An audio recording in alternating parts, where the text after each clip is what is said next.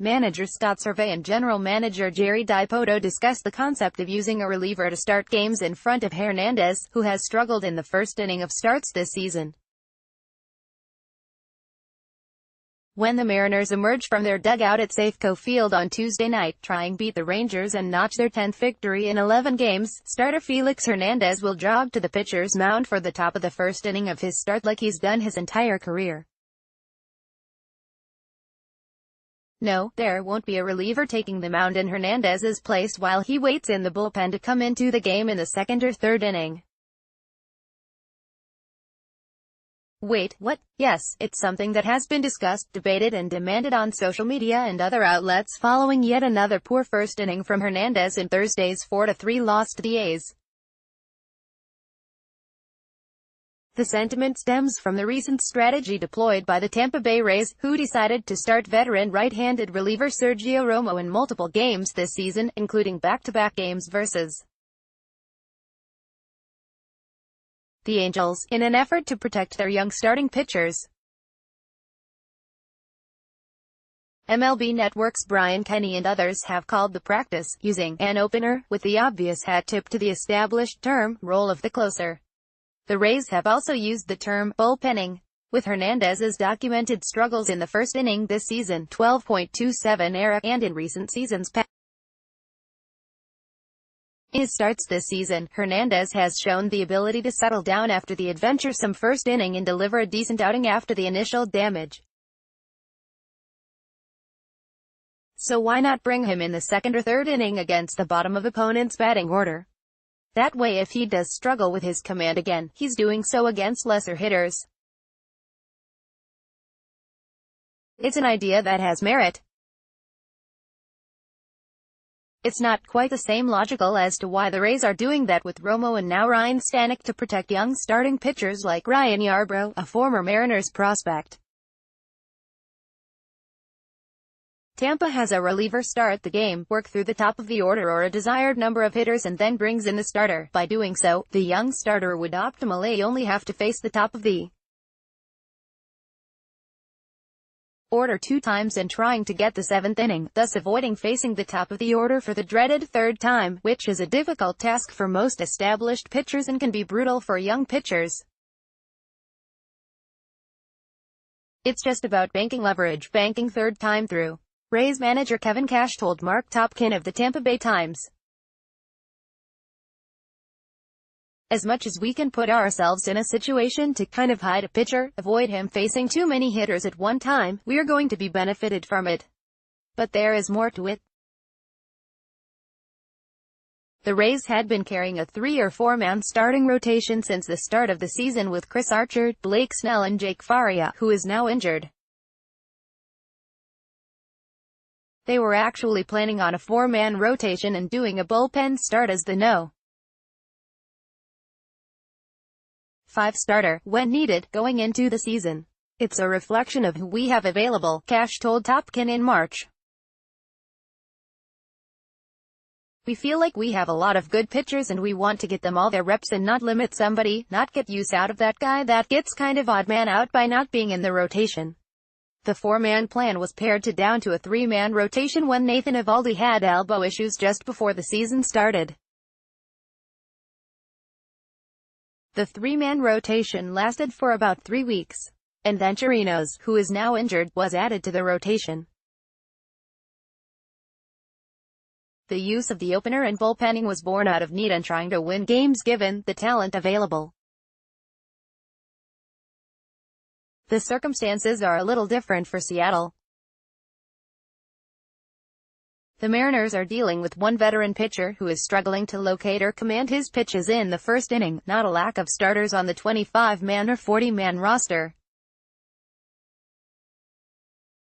But the fact that some of Hernandez's outings have been marred by first-inning struggles, hurting the win chances for a Mariners team that is struggling to score runs of late, makes it an idea that should at least be discussed.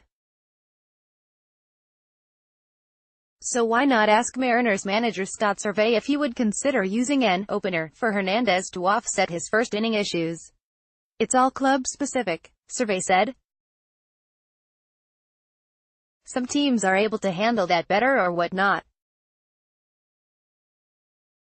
It's not something I think would work for our club. I don't think it's a bad strategy in certain senses. It works for Tampa. I don't know their clubhouse or team as well as I know our team. I don't think it's the best thing for our team. Survey has followed what Tampa is doing like most people in baseball. He understands the reasoning. They have young kids, they were struggling to find starting pitching, they're trying to go matchups, he said. I get all that. It makes a ton of sense as far as the numbers and data and what's behind it and the lineups you're facing and all that other stuff. But more important, there is this thing called the human element, and I think teams are all built differently. That human element is using an opener for a kid in his first year of the big leagues versus doing that with a 31-year-old starter, who has pitched for 14 years and logged 386 starts with no relief appearances. They have a lot of young players, they don't have kind of the established starters. I don't think we want to do that with James Paxton, Survey said. Maybe if James Paxton was on their team, they might look at their whole pitching staff differently. I don't know. But we've got some guys who have started in this league and done okay for a while, so we'll stick with the more traditional setup for right now. But something I totally understand. I get the numbers behind it. It makes sense in a lot of scenarios, it just doesn't make a lot of sense for us. But you can't just ask Survey about the situation.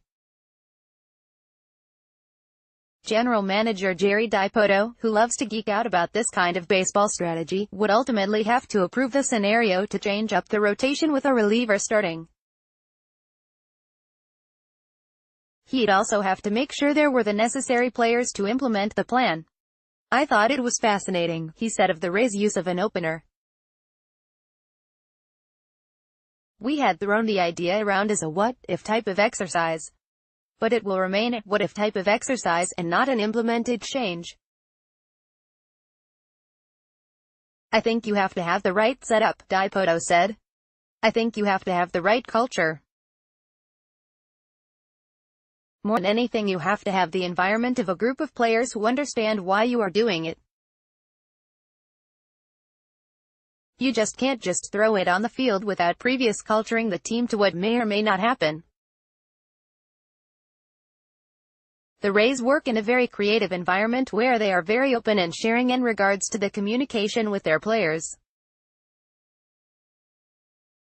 I think that if any team was able to do this or able to push the envelope on, let's say, a three-man rotation, they can do things in a creative way and get the buy-in from their players that other teams might not be able to do. Of course, Dipoto had an anecdote about the situation. They've actually done this before, he said. They started Steven Geltz, but he wasn't Sergio Romo, so nobody really noticed. A quick glance at Baseball Reference shows that Geltz, a career right-handed reliever in the minor leagues and in parts of 4 seasons in the big leagues, made 2 starts during the 2015 season. The first was a 2-inning start against the Marlins on April 10 with starter, reliever Erasmo Ramirez to follow.